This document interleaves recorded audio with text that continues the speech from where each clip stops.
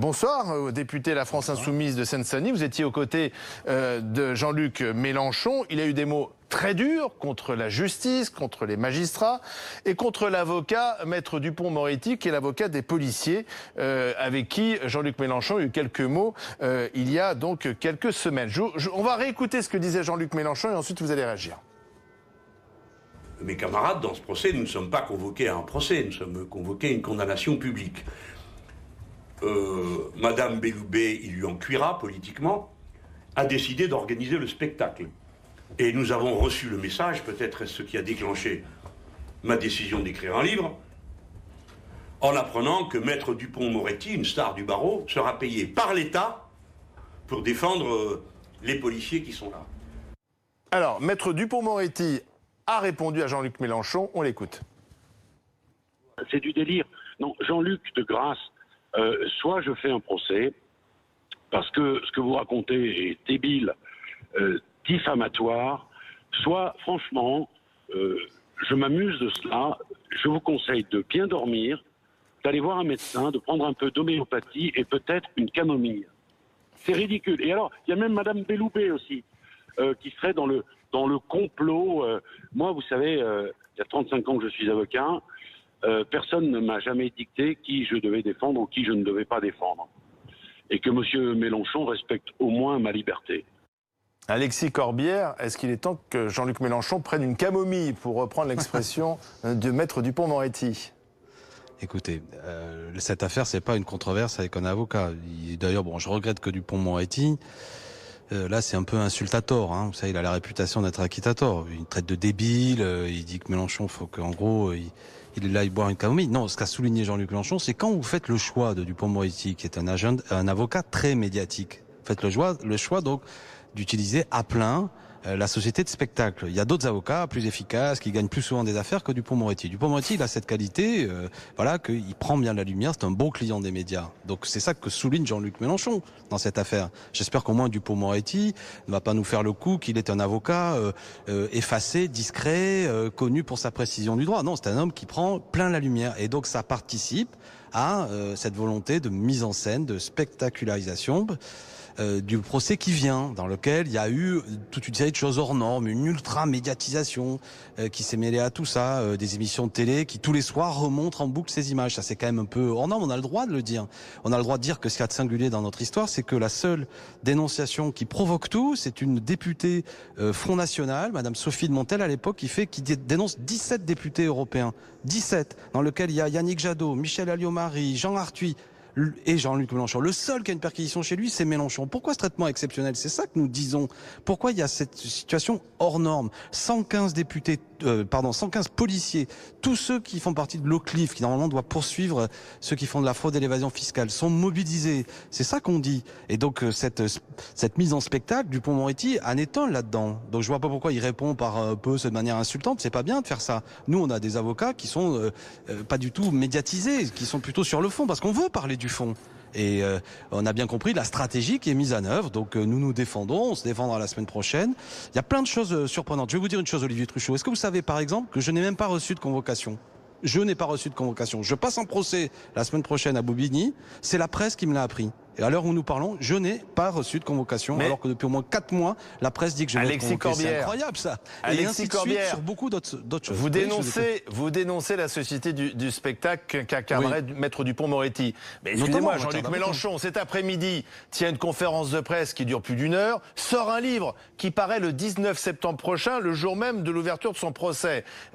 Vous êtes aussi dans la société du spectacle. Vous voulez faire de ce procès un spectacle. Pourquoi? Parce que c'est pour anticiper une condamnation, pour dire, vous voyez, de toute manière, c'est un procès politique?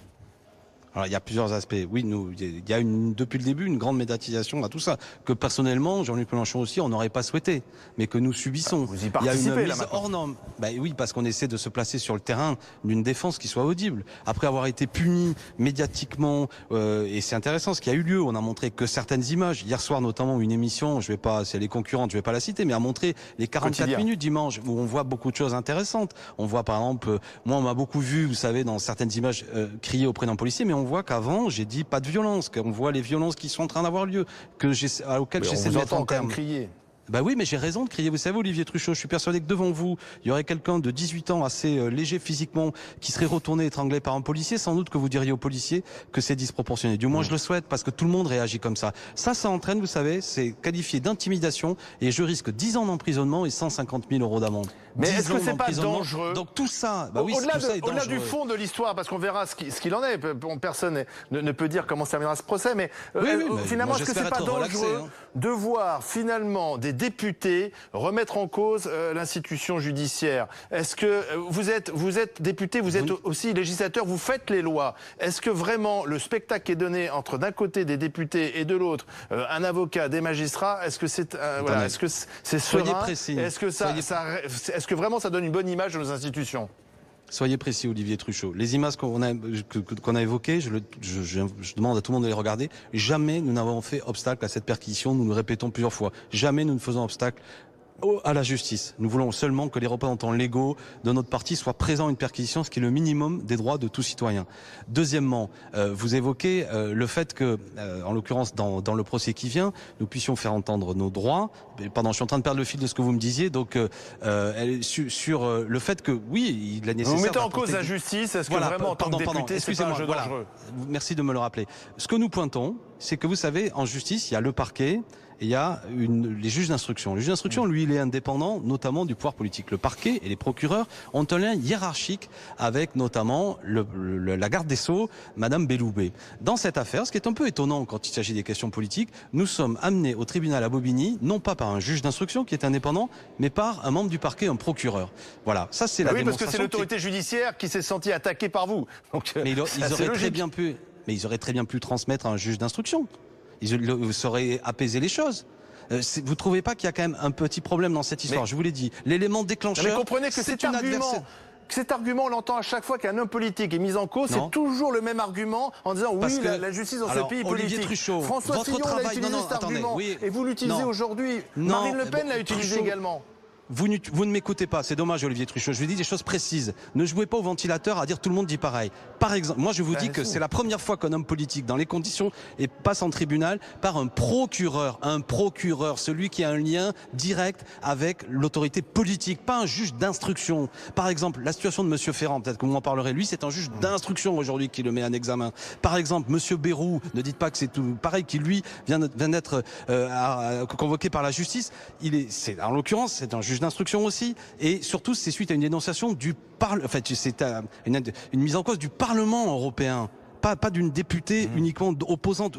Je ne sais pas si ceux qui m'écoutent comprennent, mais dans notre affaire, il y a des choses qui sont surprenantes, qui ne sont pas comparables à ce qui arrive à d'autres hommes politiques. Je ne dis pas que c'est la première fois que des femmes et des hommes politiques ont affaire à la justice. Je dis seulement que, honnêtement, et que tout le monde l'entende, c'est la première fois qu'une opposante politique, pas une institution, sans preuve, Madame de Montel, elle s'appelle, ancienne élue Front National, puis avec Monsieur Philippot après, sans preuve, dénonce 17 députés. Je vous ai fait la liste tout à l'heure. Le seul sur ces 17 députés qui a une perquisition à son domicile, c'est Mélenchon. Les gens qui nous regardent peuvent quand même se dire... François Bayrou était hier quand même chez les policiers sur cette affaire aussi. Non, trop chaud.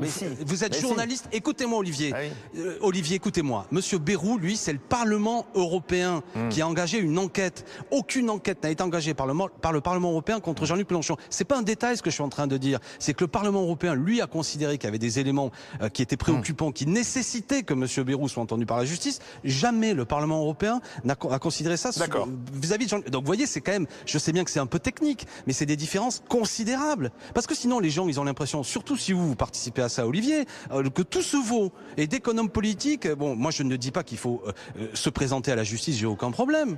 Mais c'est pas la même chose d'être convoqué ou d'avoir une perquisition chez vous. Personne n'a jamais convoqué Jean-Luc Mélenchon. Et pour terminer, je vous ai donné un argument. Vous trouvez normal que j'ai reçu aucune convocation, moi par exemple, et que l'Express ou d'autres journaux en sachent plus que moi, que tous les éléments soient dans la presse, et ainsi de suite. Vous voyez, moi je ne veux pas être au-dessus des lois. Par exemple, on n'utilise pas notre immunité parlementaire. On y va tous, mais on n'est pas en dessous non plus. D'accord. Alexis Corbière, j'ai une dernière question à vous poser concernant Richard Ferrand. Richard Ferrand est depuis hier soir mis en examen. Il est président de l'Assemblée nationale. Est-ce qu'il peut se maintenir à son poste selon vous?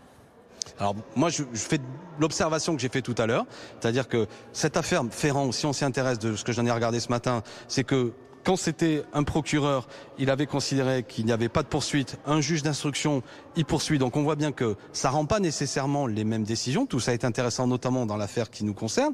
Bon, et deuxièmement, moi je vais dire les choses. Peut-être que je suis un peu ébranlé par ce qui m'arrive. Qu'il faut quand même réhabiliter aussi le fait que tout citoyen est présumé innocent. D'accord ? Donc moi je ne sais pas sur les détails de l'affaire Ferrand. La justice sera rendue. Mais comment dirais-je ? Je me méfie quand même de ce climat où dès qu'on est mis en examen, ça peut arriver à n'importe qui. Ça peut vous arriver un jour, Olivier Truchot, pour mise en examen. Ça veut seulement dire qu'une instruction est ouverte. Est-ce que pour autant on est coupable? Non. Alors moi j'en suis là, à ce stade. Il exerce une fonction politique importante et il y a peut-être un devoir d'exemplarité. Non mais s'il est condamné, Olivier Truchot, c'est une autre discussion. D'accord. Mais une mise en examen. Donc il peut rester au perchoir. C'est son choix. Moi, la seule chose que je dis, en tout cas, vous ne lui demandez pas de partir. Je le dis de Richard Ferrand, comme je dirais n'importe qui, Madame Le Pen, tout ce que vous voulez, une mise, comme sur la base de ça, non, moi je lui demande de partir pour ce qu'il fait politiquement. Je suis en désaccord politique. C'est autre chose. Oui, non, mais je sais bien, mais j'ai pas envie d'aboyer comme ça pour dire parce qu'il est mis en examen lui ou un autre. Si demain vous étiez mis en examen Olivier Truchot, j'ai pas envie de dire que vous quittiez le micro parce que vous êtes mis en examen. Si vous êtes condamné, c'est autre chose. Mais vous voyez, non, mais revenons à des principes. Revenons à des principes. Vous mélangez tout. Là, on parle du président de l'Assemblée nationale. Mais est-ce qu'il est condamné? Est-ce qu'il est condamné? À ma connaissance, non. Donc tant qu'il n'est pas condamné, il peut rester en place. D'accord. Merci Alexis Corbière. Merci d'avoir